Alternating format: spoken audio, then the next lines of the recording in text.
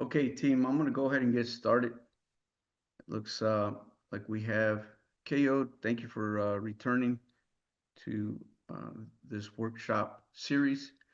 And then welcome to Aratia. Okay, so today we're gonna be talking about planning. My name is Rudy Salcido. I'm with the Data Science Institute. I'm a program manager here. I've been here for about 2.5 years, and today we're going to be talking about planning, which is near and dear to my heart. So before coming to the University of Arizona, I did work for a small business, and then before that, I was a career Marine. So spent about 28 years of service in the Marine Corps, and a lot of the stuff that uh, I had to do revolved around planning. So this is it's great to be here with you all. Hopefully, I could see some of the stuff that you're working on, and maybe some of these techniques could help you, uh, with your productivity, and then efficiency, and then execution. Okay, here's the workshop format. So some of you have seen this already. I know KO, you've seen this already, and but yesterday I knocked out the leadership session. Today we're going to be doing planning, and then tomorrow we'll be doing project management. The whole purpose of today is simply just to introduce and provide a planning solution for efficient planning efforts wherever you are. So it doesn't matter where you're sitting. I believe you can go ahead and implement something very similar to what I'm about to show you to help you in your endeavors in solving the problems that you're faced with. References is going to be the first thing I'm going to go over as part of the agenda, and then we're going to be reviewing creating a culture of success. This is just a quick review, and then we're going to get into the definition of planning, planning philosophy, and then planning process deep dive. And that's where I'll go through each one of the steps. And then we'll get to key takeaways and then questions at the end. Okay, here are 6 references. Um, the first 2 here are right from the Project Management Institute. Project Management Body of Knowledge Guide is that first one, which is a 7th edition. That's where they're at now. And then Process Groups at Practice Guide. I do have my project management professional certification, and so I am definitely leveraging the Project Management Institute literature, etc. And then Sun Tzu, The Art of War, and then due to the fact that I do have a Marine Corps background, and they have influenced, that organization has influenced the way I view problems and the way I look at solving them. I brought in a few references as well. Okay, creating a culture of success. This is just a review of the leadership session that I provided, and I've already talked to some of you again regarding this particular picture. This is Denali reflecting off of Wonder Lake in Alaska, and I liken this to leadership positions when you look at them on paper. And so they look beautiful, right? They sound great.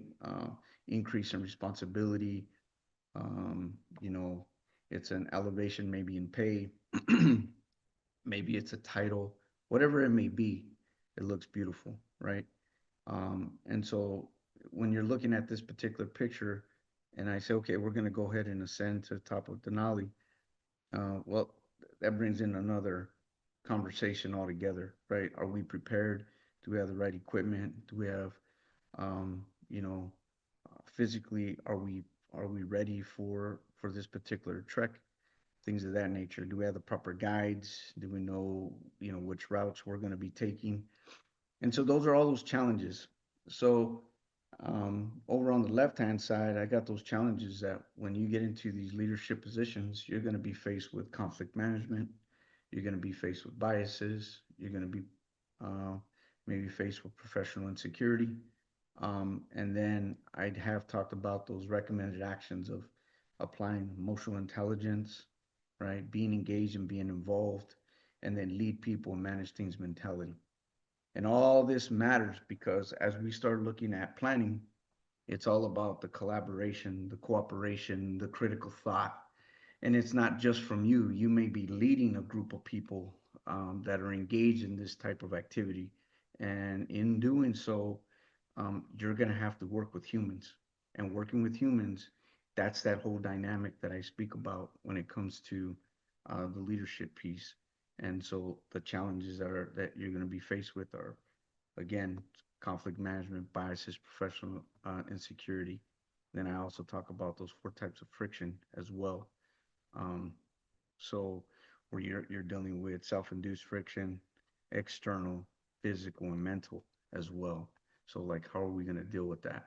So those are all those things, because when we start looking at planning, there's going to be disagreements. There's going to be decisions that need to be made, decisions that are made that you may not um, like. So then how do you deal with that?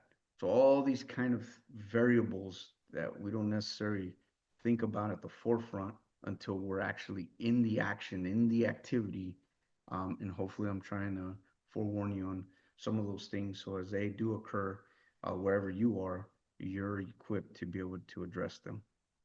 So planning is extremely important, right? To be able to garner and to gain this cooperation, collaboration, and critical thinking, this one team, one fight mentality. And so what I talk about is applying humility, being authentic, and having a positive mental attitude in all we do. So as you're going through that planning process, you're keeping this at the forefront, and this is what's allowing you to break down barriers, to be able to reach people, to be able to get down to a point where you're able to connect and then be able to draw out the best in people. Because at the end of the day, those folks that are at the table, they have knowledge, and you need that knowledge to be applied to a solution. And so everybody is looking at the problem from a different angle. Well, with that said, applying these three things will allow you to garner the best out of the people that you're leading, or you're cooperating and collaborating with at the table. Okay, we're gonna get into the definition of planning. So planning, right? This is right from the project management body of knowledge. Um, Planning are those processes required to establish the scope of the project, refine the objectives, and define the course of action required to attain the objectives and that the project was undertaken to achieve. And the way I look at it is, planning is all about understanding before doing. So why is planning even important? And so that first bullet there, the Marine Corps looks at it as a preparation process. Sun Tzu looks at it as planning is that by which harm is avoided and advantage gained.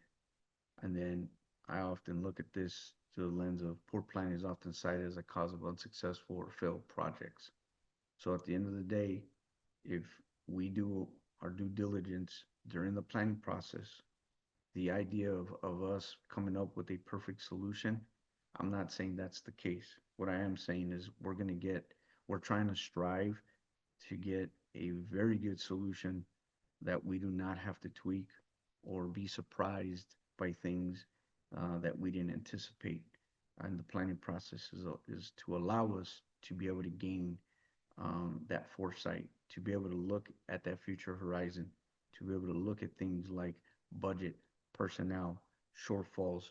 Is there anything that we need, things of that nature? And I'm going to talk to you about how I methodically go through that process. So planning process deep dive. So before I get into this, um, Keud or Aditya, do you have any questions, anything at all before I move on? Okay, good to go. No, no, not at this time. Okay, No, I don't have question for now. okay, thank you. All right, I'm gonna get into the planning process deep dive. Okay, so this right here is right out of the Process Groups a Practice Guide, and it gives you a quick little snapshot of a project life cycle, right? and then it talks about the process groups. And then you can see I highlighted here the planning processes.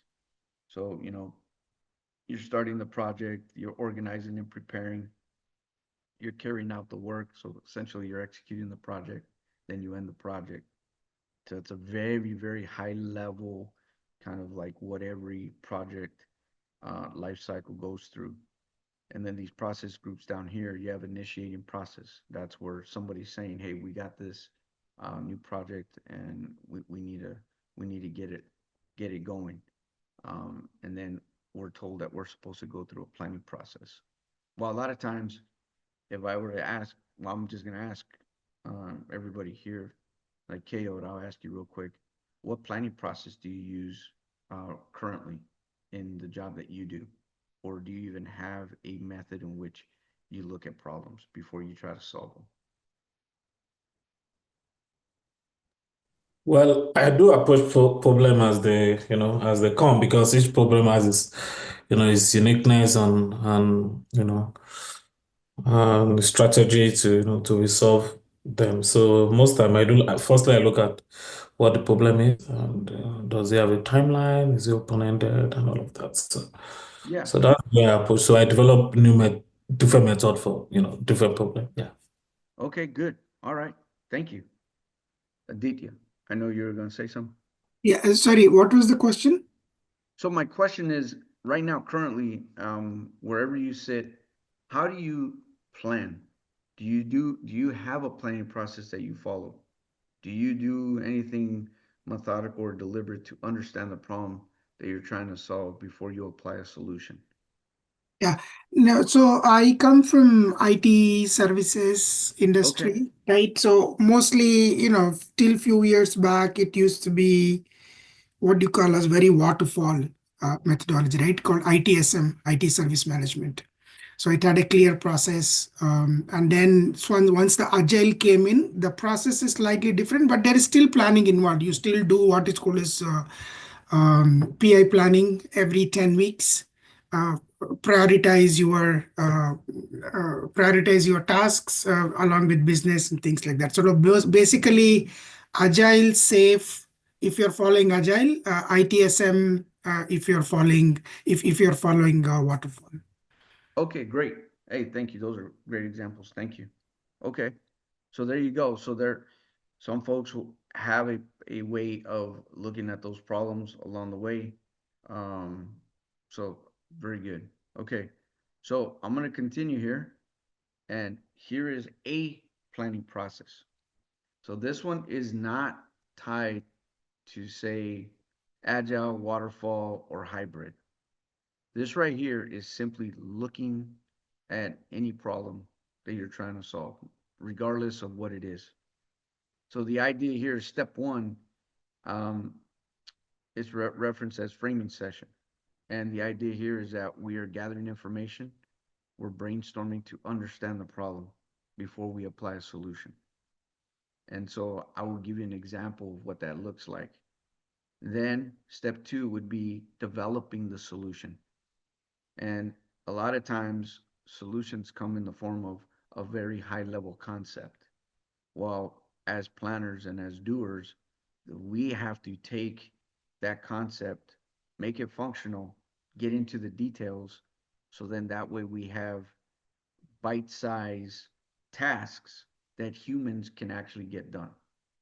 And in the future, those probably tasks will be done by maybe a robot or what have you. But the idea would be you still need to uh, tell either a person or maybe in the future a robot what task needs to be done. And so like who's thinking about those tasks and when are those tasks being developed?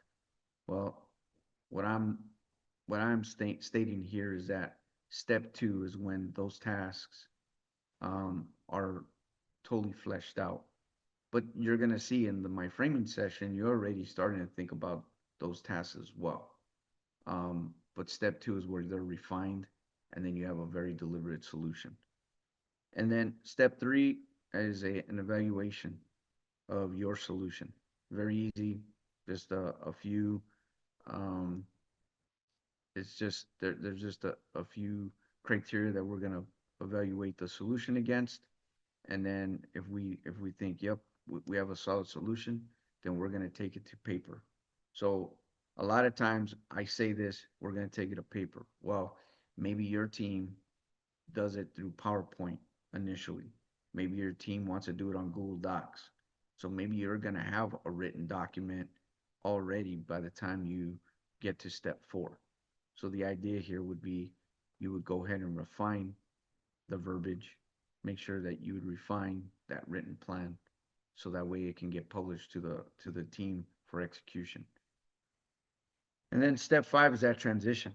A lot of times, this is where a lot of times, this is what I like to tell folks: planning stops and execution begins. And really, what I'm saying here is planning stops, project management begins. And so you're gonna see that typically, and I'm sure you've heard of a kickoff meeting.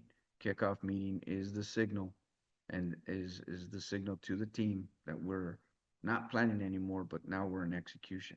And when I say not planning anymore, you can see in the middle here, counterclockwise, as you're going through clockwise, going through these steps, you may have to go back as you're understanding and to improve the plan. So the idea here is that I don't want you to think that this is linear in any way, shape, or form.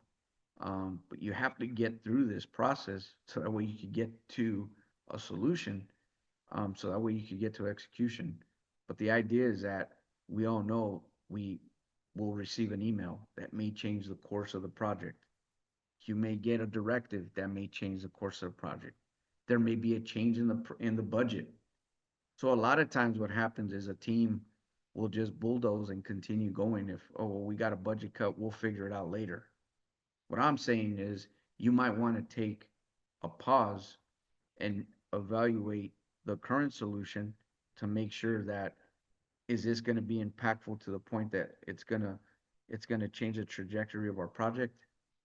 And if it is, if the assessment it is, then you may want to go back and do some deliberate planning, maybe come up with a different solution altogether, and then bring it back to the forefront, do another kickoff meeting to adjust accordingly, so that way everybody's on the same page, and then we're stepping off smartly with those changes. So just a way to think about how you're viewing problems, because they will come in any way, shape, or form. And a lot of times, when you bulldoze through some of these issues and these changes, that can impact the way the outcome is, rather than if you would have taken just a pause, get to 10,000 feet, really think about what's going on, and adjust accordingly up front. So then that way the whole timeline is changed, maybe, or maybe the trajectory of the project is changed. That saves you a lot of time, even though it may seem like it's a hiccup and that, oh my goodness, we're gonna have delays. You know what? It's better to have a well thought out plan from a bump in the road, rather than just trying to see how it's gonna work out. So that's one of the things that I want you to look and take away from this diagram. Okay, so framing session. So this right here is an agenda for a framing session. So some of the things that you're going to be reviewing, right, are going to be inputs that it may be, that could come in the form of emails, that may come in the form of written documentation. Maybe it's in the form of a grant proposal. Maybe it's in the form of the solicitation for a grant that you need to be preparing for. This could be a number of things. And at the end of the day, an input is a thing that you're gonna want to have as you're evaluating the problem that you're trying to solve. So anything that is gonna give your team the edge on understanding what is going on, and to be able to holistically understand the problem you're trying to solve, that's probably an input that you're gonna want to review as a team. Stakeholders and planners, big one. Who's your stakeholder? Why are, these are those things of like the planners. who's the team that you're assembling around this particular problem that you're initially thinking of. Request for information. These are those questions that you may have up front. Assumptions, maybe limitations, those things that you can and can't do. Any shortfalls, maybe the team that you're assembling, you may have shortfalls. Maybe it's personnel, maybe it's resources.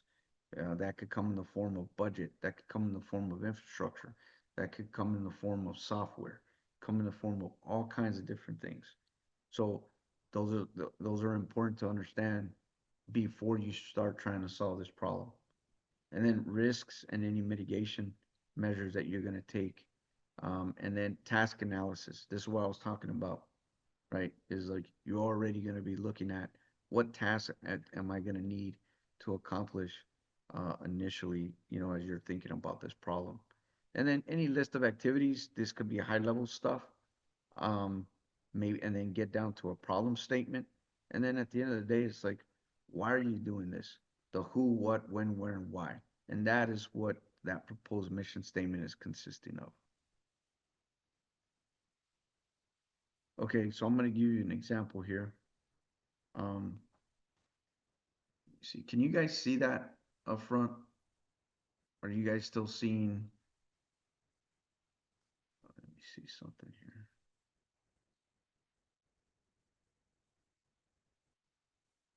Okay, here we go. So this right here is just an example of a framing session. So some of the stuff that I told you are like, these are the inputs, etc. So in this case, here are some documents that we reviewed, right? So it could be a number of things. Like here we had the budget, we had notes, we had a quad slide. There was a proposal document, there was an old proposal, there was an email from an individual. Here are all the stakeholders that we captured, making sure like who this is for, the stakeholders, who's a PI, who are the co-PIs, who's all the other people that are involved. So this gives you a quick snapshot of like, hey, who's who in the zoo, who's going to be participating in this particular project. And then here's some like requests for information. So like here it gives you an opportunity to catalog all the questions and going after, a response and getting a date and getting the response and who's doing what. So like these are just an example. And then here's just another example of like maybe some assumptions, right? That we need to take into account, and then that we need to go back, because if we do not validate these assumptions, they become a risk. And then here you're looking at limitations, things that we need to do and we can't do. Here would be examples of any shortfalls, personnel or resources, right?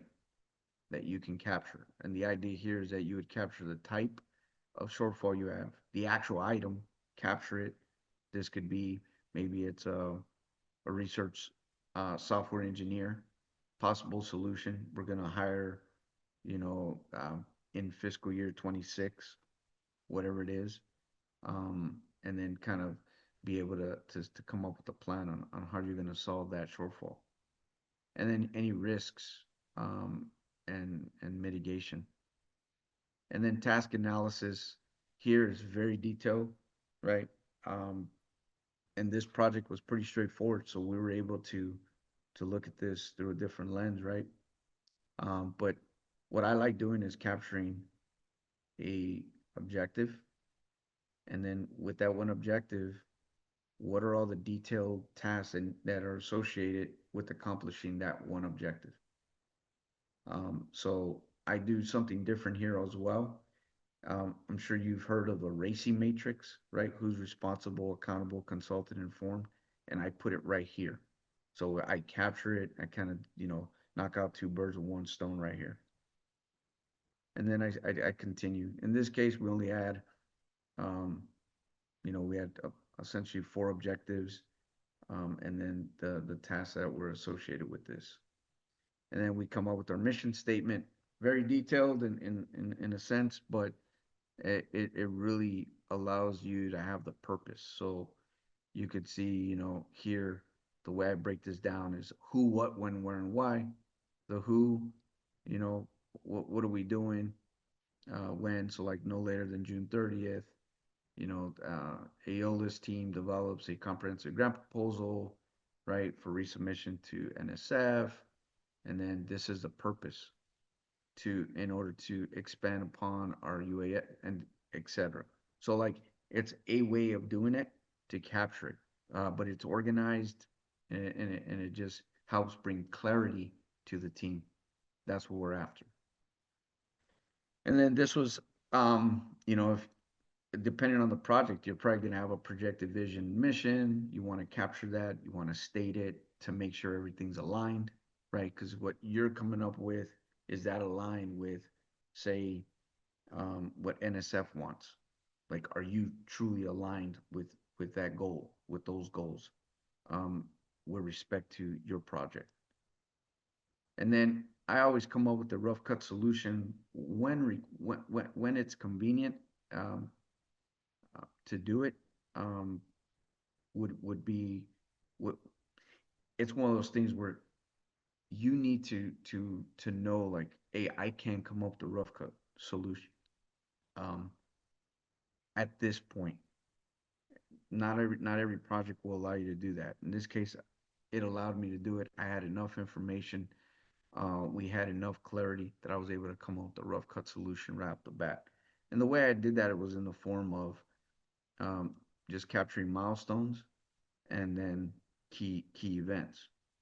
And I did it across timeline, across quarters, and then across a phasing construct. So that phasing construct was planning and coordination, execution, working proposal, and then finalize a proposal, and then resubmit. Boom, done. And then we had some other stuff that we were going to be doing here. And you can see I had question marks. We just said, hey, they want to do some travel. We kind of had some preliminary dates, and this is one of those things where to allow you to get planning going, you don't want to get stuck into too much into these details, but that's where a rough cut code is pretty useful, because you can kind of have those question marks, but it gives you something on paper to be able to work towards, to refine, and then be able to come up with a very deliberate solution in the end.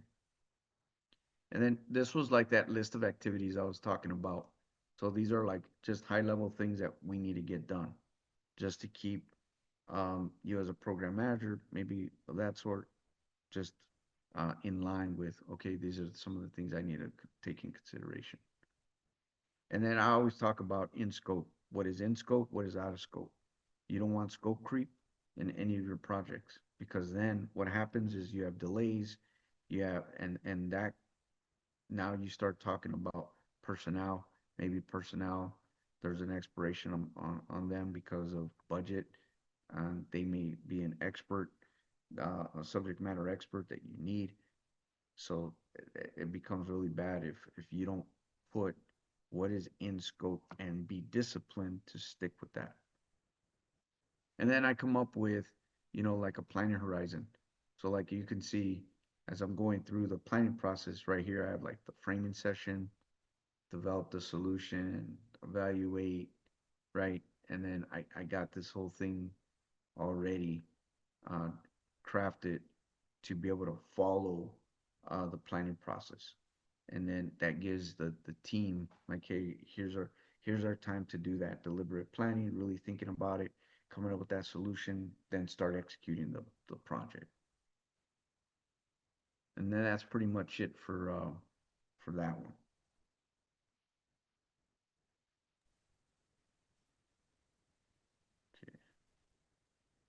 Rudy, which framework is this? Is this PM work? Is it Marine Corps framework? So so what I've done is it's a hybrid. So what I've Okay. taken is a way that I've done it in the Marine Corps, which is the Marine Corps planning process, which is a 6-step process. And there's some other steps in there as well, like micro steps. And what I've done is I've taken some of those steps that do apply here in the civilian sector, and then I've come up with this planning process. because there's planning process doesn't exist that I can find that's codified in the civilian sector. I can't find one. Mm. I'm also a member of the Project Management Institute Tucson chapter, and I gave this brief, and I had asked the audience, what planning process do they use? And it was pretty quiet. Mm. So my point is like, there is nothing. There's nothing out there that puts it in this context. So Mm. like you were talking about, that's exactly what I hear all the time. Planning process. Oh, well, we do planning part of Agile, and we do it part of maybe the waterfall approach. There's ways of doing it. Um, but what I've seen is these different project management methodologies, they're reversed engineered some of the templates to be able to then um, they take a form of planning. So some people will be like, "Hey, we're gonna Mm. come up with the racing matrix, or we're gonna come up with the Gantt chart." But a lot of times, this methodical thought that really needs to be taken into account is not, because all we're doing is we're filling in a Gantt chart. Oh, well, you know what? KO'd and Carlos, okay, your tasks are these, and you got to get it done by this date. But those tasks were not probably well thought out.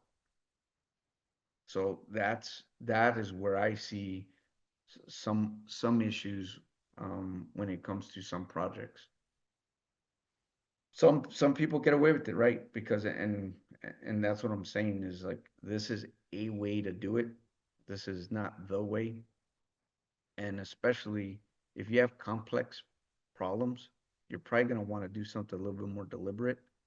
But if you're doing something that is pretty routine, I mean, you could get away with not doing any of this, right? And that's what people get away with, right? Because they just kind of muddle through it and then maybe put together like a racing matrix or a Gantt chart, and it's good enough and it works. And I'm not saying it doesn't, but when you get into a little bit more complex situations, Mm. I think that's where people run into problems.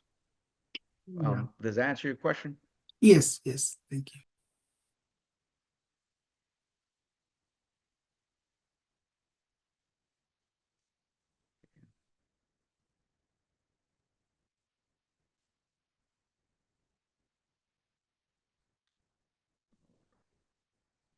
Here.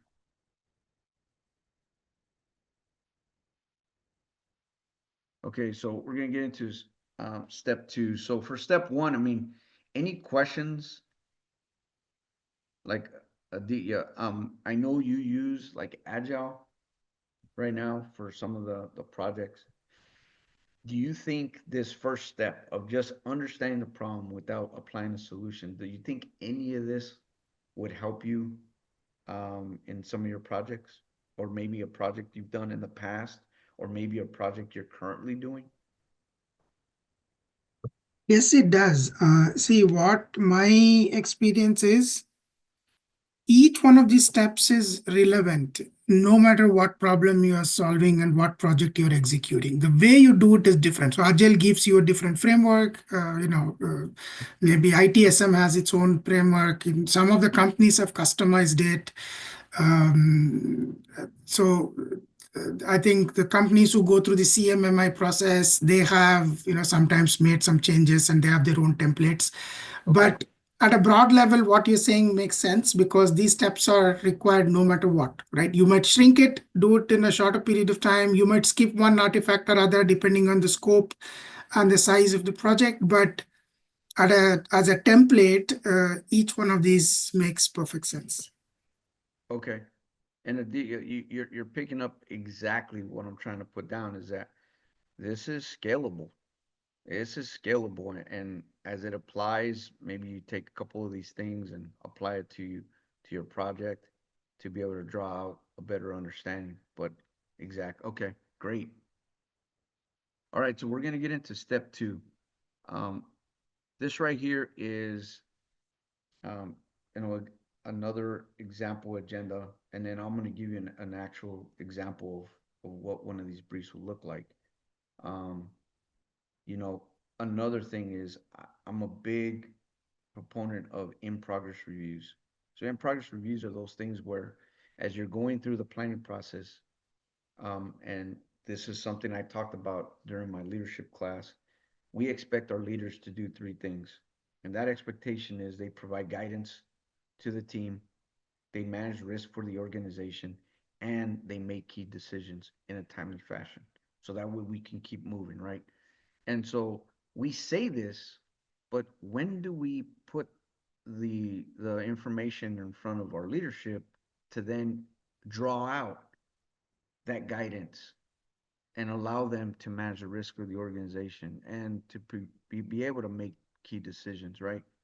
And in these in progress reviews, it gives them the opportunity to provide their input, to be part of the planning process, and to allow the team to continue to progress, making sure that we're aligned with that leadership, those stakeholders, and that we're not coming up with a solution and we missed 6 months of opportunity to check in with them. So these in progress reviews are those moments where we're checking in with those stakeholders. Hey, this is where we're at. This is the direction the team's moving. These are some of the things we're thinking about. Um, and then give us your feedback, and they will.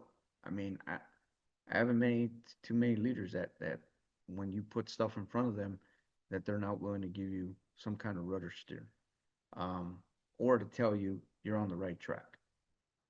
So that's what these in progress reviews are, right? And you're probably going to have a couple of them as you're developing this solution.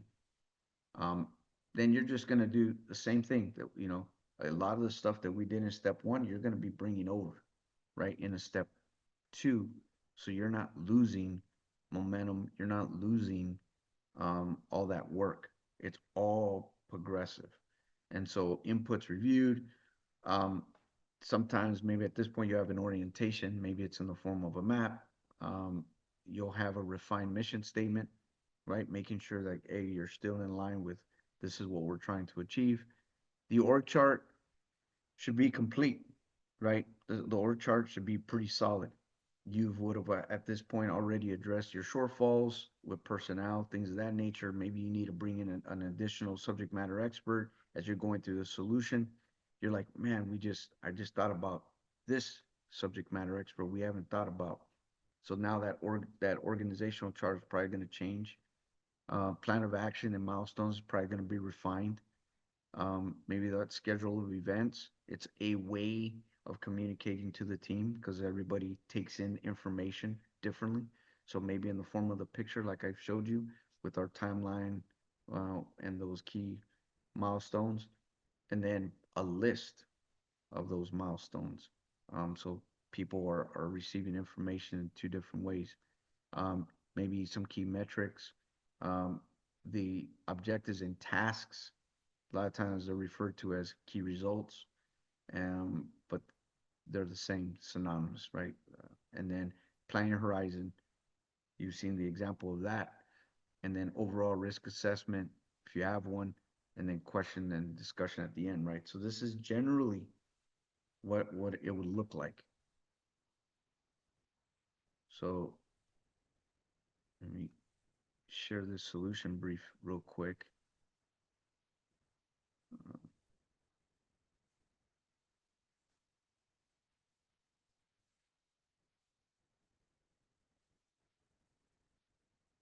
So here would be the agenda, and then again, review these notes.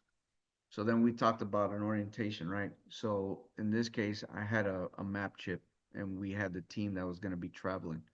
So I was like, okay, I would just wanted to put some pucks here to give some time and space if these guys are going to be flying in, making sure like, hey, do you have enough time? You're allocating enough time to get there. But a lot of times what happens is the team will get on the ground and figure this out. It's easy, right? We have phones, we could do it all. Um, but this right here gives you a little bit more detail. So when they're doing their planning and they're doing all that stuff, they're not having to rethink all this, right? The only thing they need to probably check is traffic. But the idea here is that everybody now understands, like, it's different to say I'm going to Colorado than when you actually see it on, here. right? Or like, hey, we're going to Alaska, things of that nature. So it just gives you a different, again, people learn different, people take in information different. And this is just a nice little snapshot of where the team's going to be, et cetera. And then again, here's the higher level, or let's just say the NSF, a little bit higher level of what that mission and vision is going to be for the project. Here's the mission in which we are solving at our level. Here's a refined version of that stakeholder and planner um, wire diagram. Here's a little bit more details on the plan of action and milestones. Here is the schedule events, just another way of capturing the information, right? And having all these dates here, right, of what everything is, how we're going to be executing. And then this is all the details for objective 1, objective 2, objective 3, and then another list of activities. And then this is just an update to the planning horizon, and then questions. It's really straightforward.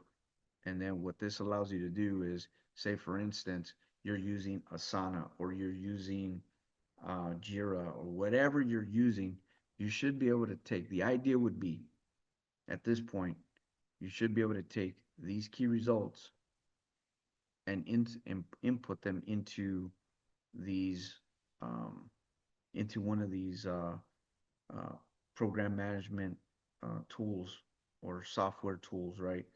And then be able to be able to say who's responsible. Okay, so Jeff is responsible for this particular task, so he's going to be assigned these tasks. Like, so this gives you that now the ability to take all this information, transfer it in to one of these tools, and you're not having to reverse engineer. You've done all the thinking, you've done all the critical thought, and now when you put it into, say, Asana or Jira, it's not ad hoc. You've actually thought about those tasks that are going in there. So it's like trash in is trash out. Well, in this case, it's it's good in, good out. Okay, does anybody have any questions about that? Okay, then we're gonna get into the evaluations of the solution. So this right here is right from the Marine Corps planning process. So where it says feasible, acceptable, complete, suitable, there's actually another one that we talk about in the Marine Corps I don't talk about here, and that's distinguishable. So if you have multiple courses of action that you're trying to look at, that's not what we're trying to do here. We're coming up with one solution, and then the criteria is it's different, right? It's different in the civilian sector, but um, still it applies when it comes to, is the plan feasible? Is it acceptable? Is it complete? Is it suitable? And are you looking at it through these lenses, right? So you answering these questions as a team. Do you have any questions about this? So, the way I would envision the way this would go down is you're in a room. The solution brief just went, right? Everybody's happy. But then we go around the room, and I'll be like, Carlos, according to these 3 criteria, what do you think of our plan? You could be like, well, I think it hits all of them except for maybe it's not feasible. And then you're gonna identify it's not feasible because we don't have the budget. Right now we need these 2 other subject matter experts, whatever it may be. I think you got a question, go for it. Or a comment. No, so this is the evaluation criteria for the planning itself, right? Or the This is solution. Yeah, this is the evaluation criteria for your solution. Solution. Okay. Yeah. Yeah, so you come up with your solution, and what we used to always say is don't fall in love with your plan, right?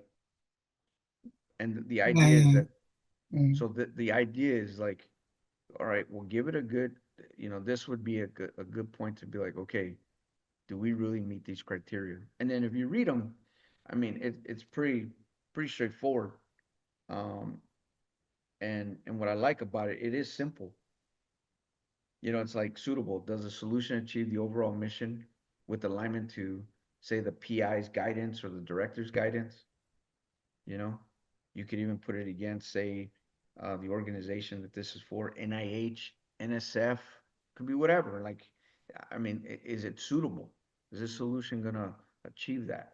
And I think those are fair questions to be able to ask, and especially if you're getting grant money, right, for your solution. So like, this is your ability to do that as a team. I don't know if that makes sense, but Yeah. okay. All right, I'm gonna continue. So then you develop the written plan, and I have an example of a written plan. Um, Let me see.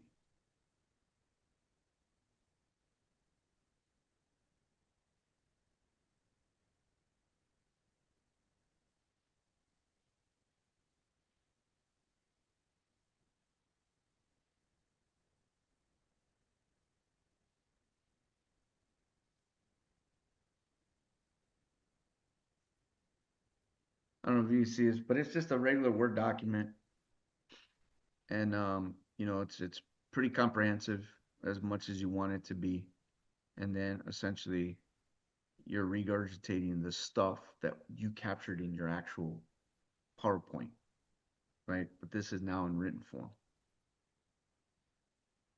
So a way to do it, or if your team wants to do it specifically just on a Word document from Jump Street, you could do that too.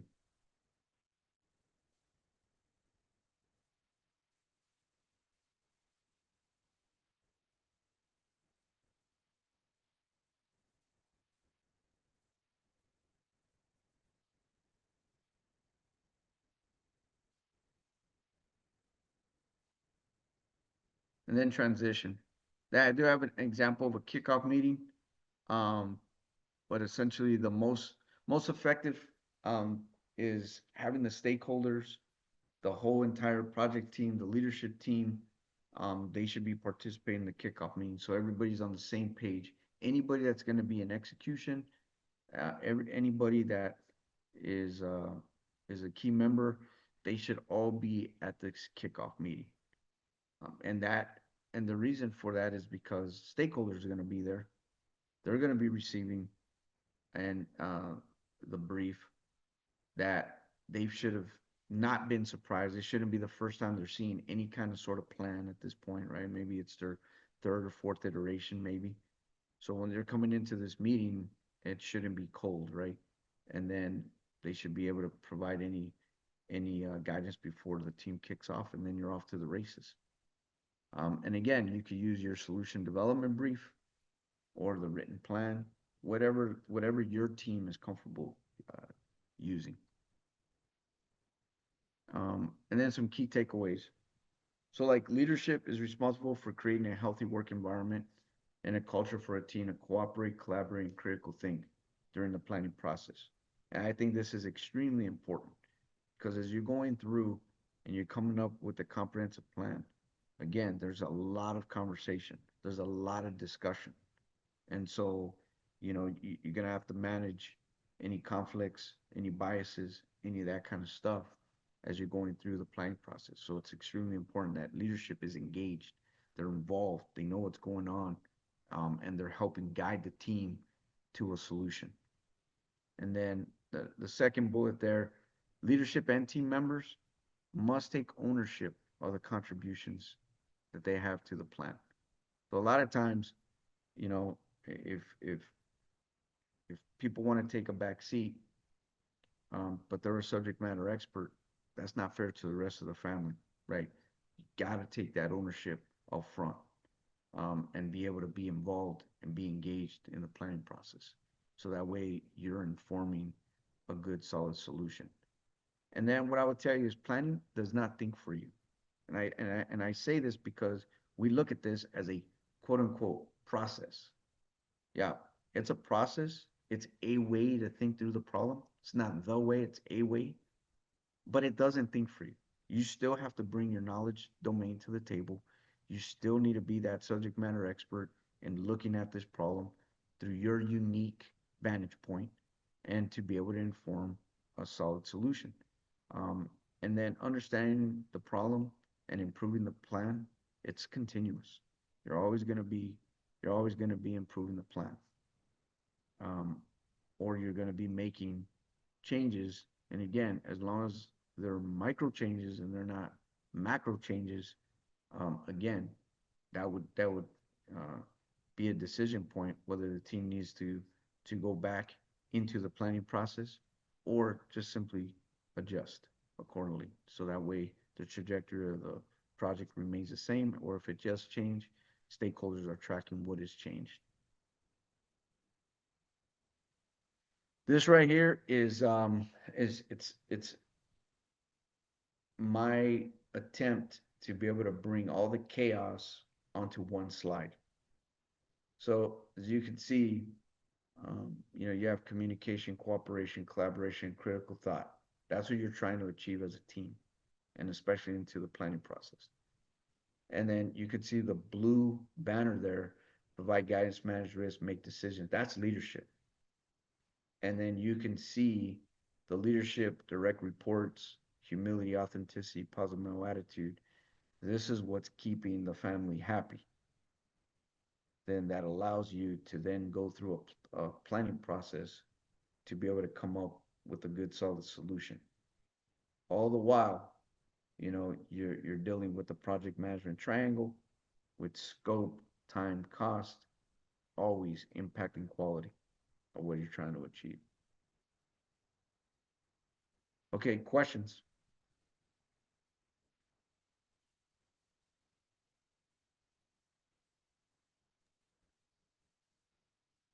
One question, where do you handle these complex dependencies, right? When you do the planning, many times there are tasks that needs to be completed before you start. And another one, there are wait times, dependencies on other processes, vendors, so many things, right? Mm-hmm. What does the framework recommend, how it is managed? So when you're coming up with those tasks, right? There should be a breakout of those tasks before the project gets going.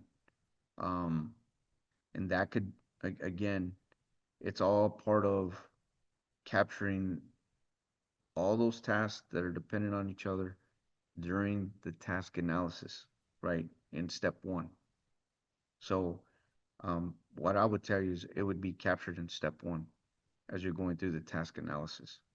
Does that make sense? Yeah. Okay. Yeah, because you're gonna, and I understand what you're saying on that too, right? It's and again, the last thing you want is to like discount those kind of very important tasks, and then you kind of forget about them, or um, you think you're gonna be able to get started next week, and you're like, well, I need next week to actually get these other things done, so I'm not gonna actually get to these tasks for another week.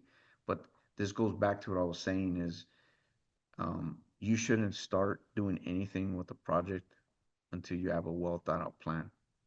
And that's, I know that's easier said than done. Okay, what else? That's all. Thank you. Okay. Ko, what do you think of this process? Maybe just as a way of looking and framing a problem and then solving it. Yeah, I think it's good. Yeah, I think it's a good one. Yeah, and I guess I'm gonna ask both of you because um let me ask, Ko, what type of projects are you involved in, or have you been involved in, or what you're currently maybe working on? Yeah, I currently work with infectious disease. So Okay. yeah, disease case data and climate data and all sort of data. Okay, good to go. And the reason I'm asking is because, and that's great because you two are from different backgrounds. Um, and one of the things since being here at the University of Arizona is I struggle with the application of this process, right? So I I try not to come too heavy with our teams and saying we're gonna follow this process and that's it. So I come in a little bit more gentle to be able to say, okay, I need to get this information from you. Um, and and then it becomes, well, instead of me putting up those slides, a lot of times what I do is I don't put any slides up, but then I use my slides to guide the discussion. So I wanted to ask both of you, what would be your recommendation on how would you apply this with your teams that are used to, say, agile or some other methodology, project management methodology, but don't do deliberate planning like this? But like, do you have a way that you would want to introduce this, or giving me some ideas on an approach that may work to properly implement this?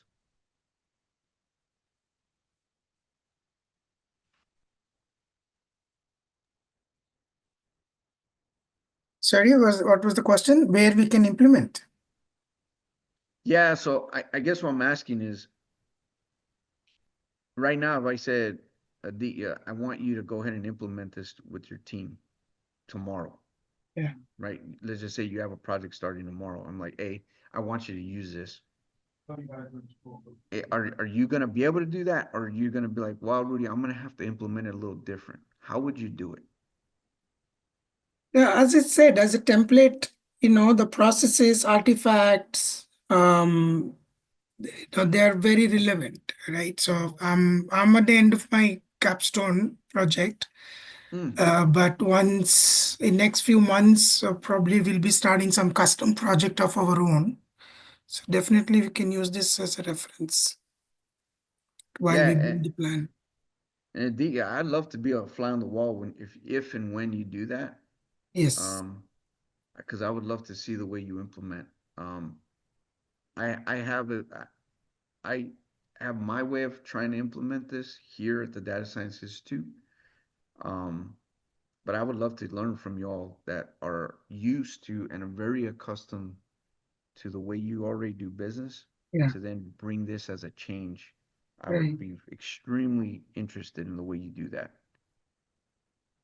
Right. Okay, thank you. KO, anything else? No. Okay. All right. I don't know if you guys will be here tomorrow for the project management session, but love to have you. And so it should be a good session tomorrow. And I'm not going to take any more of your time. It's 11:02. Really Thank appreciate you. you. Tomorrow I think I have a conflict, but I'll definitely watch the recording. Thank you. Okay. Hey, that sounds good. All right. Well, thank you. Thank you.